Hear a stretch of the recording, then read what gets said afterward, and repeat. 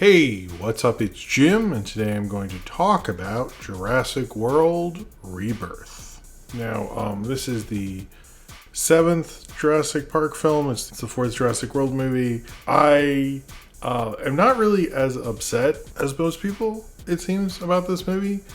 I don't like it either, but I'm not really as upset. And maybe that's because how I view Jurassic World or Jurassic Park sequels, or maybe it's just like that's what these movies do. It is a shame. There is probably a lot of opportunity to make a really cool Jurassic whatever movie at this point, and we continue to fail to do that by making sort of the same kind of movie over and over again. But people sort of like that kind of movie, and despite the fact that we all kind of thought this would be maybe more of a horror thing and be a different kind of movie, it's not. It's a Jurassic sequel, and it does what you expect a Jurassic sequel to basically do, despite the, I guess, feeling that, David Kemp was back. I think this is his first time back since writing the first Jurassic Park, and having, at least visually interesting director like Gareth Edwards. You'd think this would be a real kind of, at the base level, be a lot better than it is, but it's not. It's sort of what you expect for what every Jurassic movie sequel does. They go, oh, we're going to the island. Oh, that island with the theme park? And see, this is the difference. Usually, the first movie goes to the actual park, but then all the sequels go, no, we're going to another island. And then, since there's been so many of these, they go, you mean that other island? They're like, no. The other island where they kept all the dinosaurs that they didn't put in the park. And you're like, oh, of course. And then, they go there, and they have to get a thing. And then they do, and then they don't have to deal with dinosaurs no more.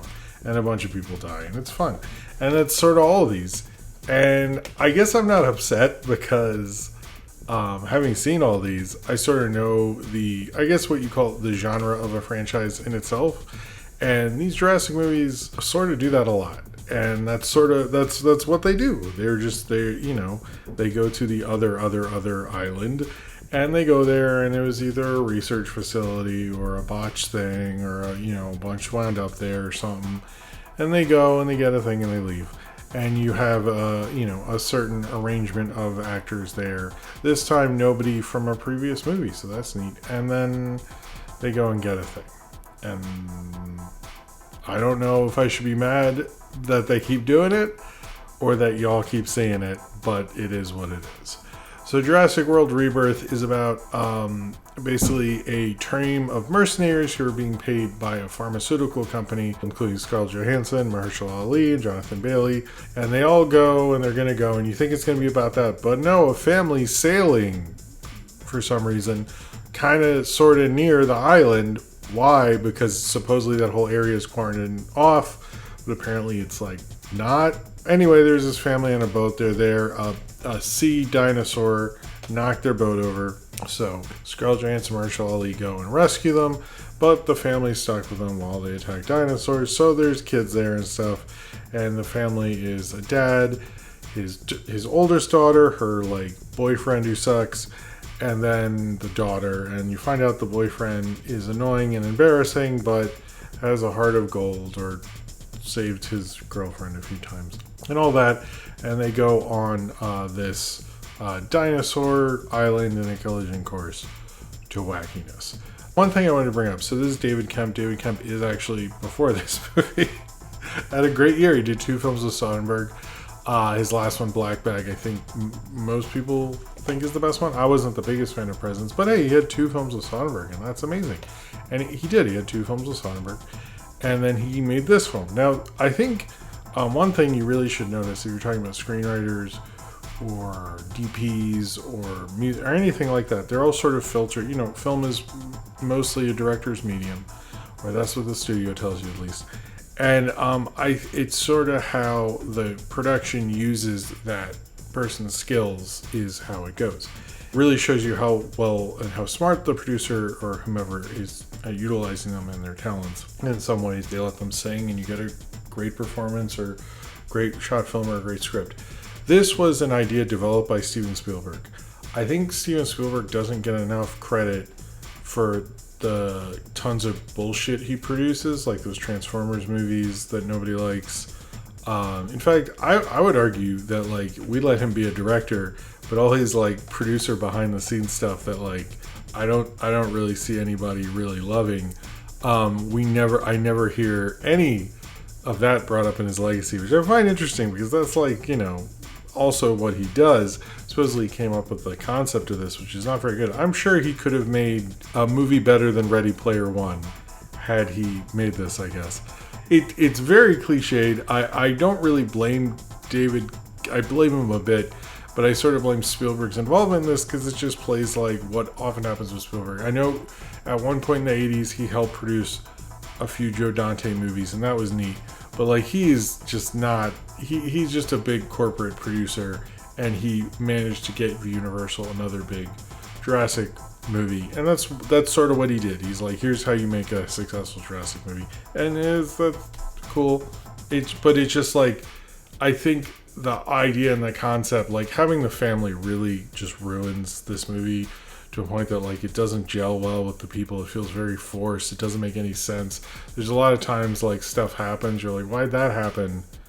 And then he's like, I don't know, that's what we got to do. There are certain things Gareth Edwards does, particularly like I noticed one of the plots. So they have to go. I didn't explain this well. I'm sorry.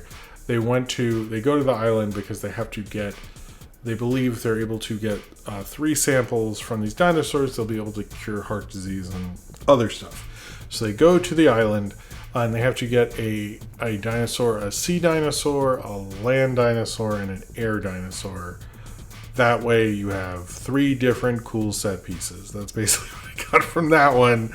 At some point, I'm like, how many of these are just Saturday morning cartoons? It sounds like something the Planeteers would do. Gareth Edwards is not really able to do enough with what made him interesting in at least the creator of Rogue One or any Monsters, is that like I don't think he's very good with story, as evidenced by like this movie and all the other movies he made. He's really good at special effects and shooting them, and although he is able to do and make those sequences better than I'd say a lot of like the 2010s studio directors and stuff were not as good as this, and he is like does have a certain talent to it.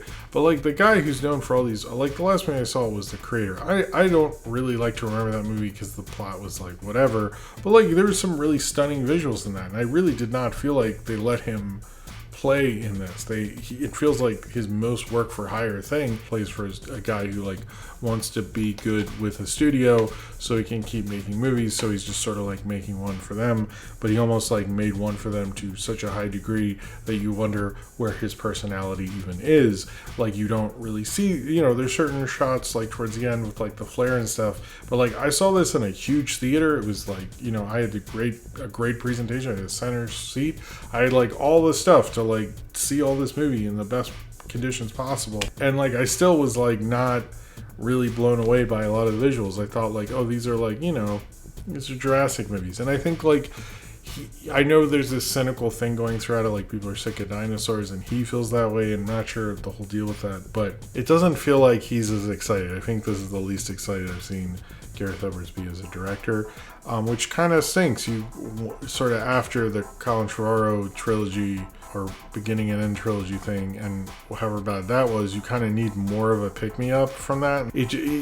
There's nothing incredible about this direction. The whole film itself is like, there's certain parts like the water, like when I talk about the by water animal thing, they definitely have a lot of allusions to Jaws, which, you know, with Scarlett Johansson like tied down to the boat and stuff, like Quint was in Jaws.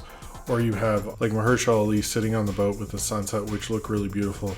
But I think the big thing like is like you don't get to build with any of these guys. You get the scientist, his deal, because like he's never seen dinosaurs in their natural habitat, not just like on the streets of New York and stuff. All the other places we're supposed to have seen them in this, and you don't see that at all. And it's just like, or you get his enthusiasm and you understand who he is, but a lot of them like you don't. They're just like mercenaries, and you don't get enough time with them because they have to do this family plot and this plot and stuff. And just like, it doesn't really have enough fun with the concept. I kind of wanted a real economical, lean Jurassic movie, which by the way, the first one was. It was very good at using all its moments and beats and stuff. And this, it's like, oh cool, I get to be with this dumb family again. Why are they here? When I am with the other characters, it's like I don't know enough about them, and then when they get killed off, which, spoilers, I guess, none of the big people who are big actors do. So there's like no real suspense. They're all just like, I mean, they're pretty much red shirts at this. It's like okay, that the bad guy from Deadpool gets killed. That, I guess I was surprised. But like there wasn't much there, and then they don't even do the mutant dinosaur thing that much. It's not actually that hard. You can probably take your like 8-year-olds that are really into dinosaurs. There were some cool parts, like the thing at the beginning. They have a whole sequence where they actually have a hard thing, and they start with the Jurassic logo, and that I actually like that. Or at least this guy getting eating in the red in the Jurassic logo. I thought that was neat. But like this is not like, this doesn't make me as excited about the Jurassic franchise.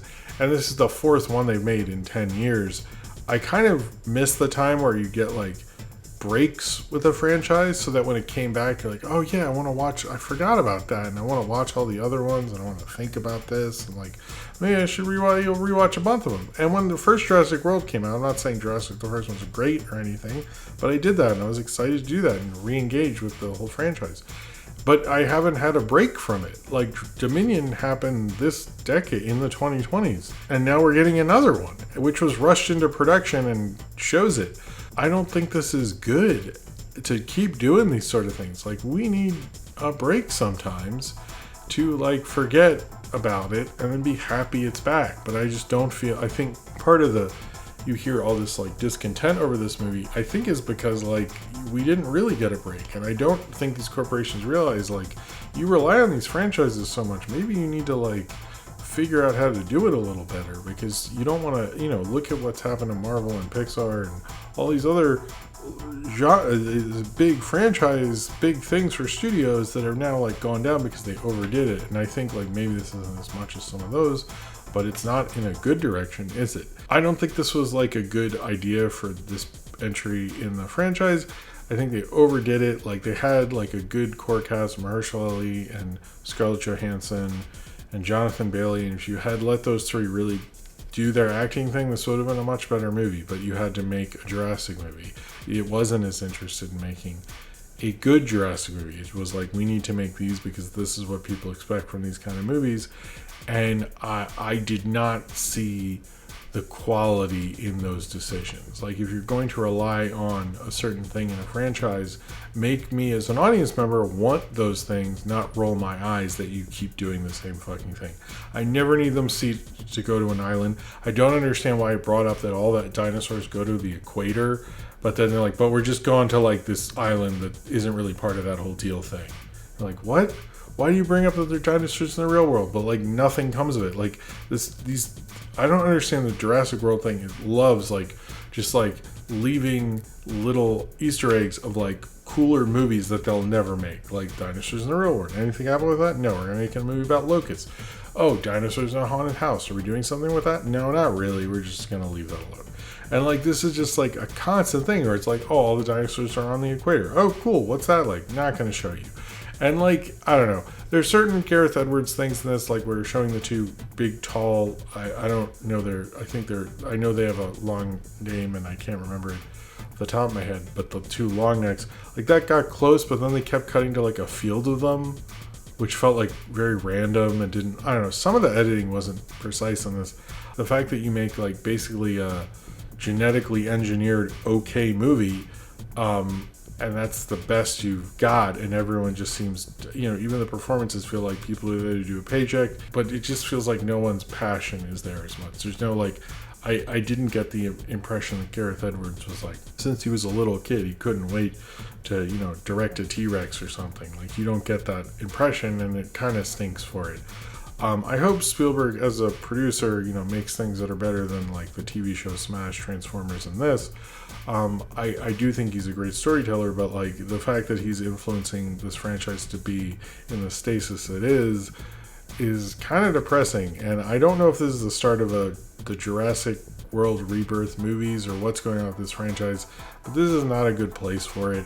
I really do think they need to figure out something that's exciting and different instead of like giving us the same crap over again. I mean, it's like, I get Jurassic World was successful and they want to kind of keep trying to make it. We got this weird like Jurassic Park 3 meets Jurassic Park kind of Frankenstein monster thing and all that. But it just really, the difference between those two movies is those directors had a real theory and sort of a love for it, and I just didn't get that from Gareth Edwards. It just like feels like a studio director kind of like phoning it in and making sure the studio was happy. And I'm guessing from the money, the studio is happy, but I just don't think there's any more to say about this film. It's just like, well, they know they could make the studio happy. They just did not understand it if it would make the audiences happy. So if you have seen Jurassic World Rebirth and you'd like to talk about it, then comment below in the comments and subscribe if you would like to.